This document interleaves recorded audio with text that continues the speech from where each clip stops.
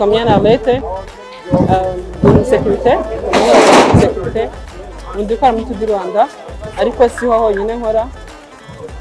cyana company ndi nkoramo bijyanye na sécurité kazi kanjye ka buri munsi mu Tudi Rwanda gitondo turabyuka kwitegura bitewe naho turi bukorere dufite amasaha tukazinduka gusa kenshi turazinduka tukajya kuri tere twitegura tugahabwa briefing tugatangira akazi gasaba kwihangana cyane ko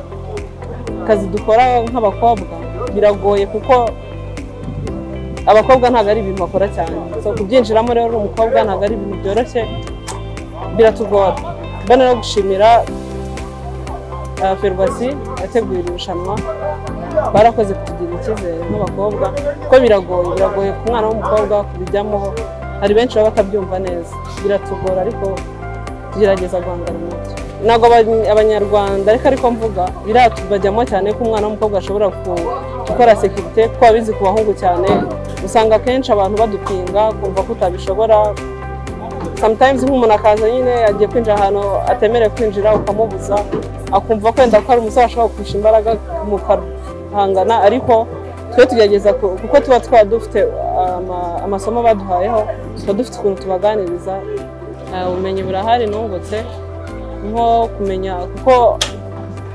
tugenda dukora ahantu hatandukanye ugenda uhura n'abantu batandukanye abo wahuye n'abi Musanze si uhura n'abi Rubavu tugenda duhura na challenges zitandukanye ubumenyi ngenda nkuramo ni ukumenya uko mbana n'abantu runaka kuko tuba duhura n'abantu ingeri zitandukanye icyo bizamfasha nyuma ya Tudi Rwanda nkanjye ubwanjye nshobora no guhura n'imbogamizi runaka njyewe ubwanjye kumenya uburyo nyitwaramo bikangora ariko iyo nganiye na bagenzi banjye dukorana bakangira inama ari abahungu ari abakobwa dukorana ko dukora tuvanze bangira inama nkamenya uburyo ki n'ubutaha nubwo nahura n'umuntu umeze kwa kundi namenye uko n'akazi kanjye nkora ka buri munsi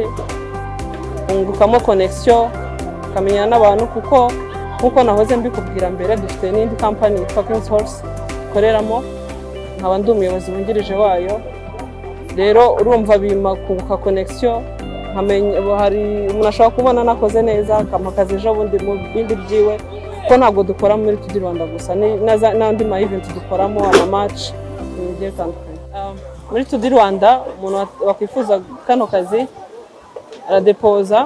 kuri Ferwacy kuri office ya Ferwacy abategura irushanwa yagira amahirwe akakabona uko natwe twese tukabikoze inama nagira abana b'abakobwa ya mbere no gutinyuka kuko akazi kose iyo ugashizeho umutima uragashobora niyo ugize ubushake bwako uragashobora nta kazi utashobora uri umukobwa icya mbere no gushira ubwoba ukabishyiraho umutima n'ubushake ibindi byose birashoboka.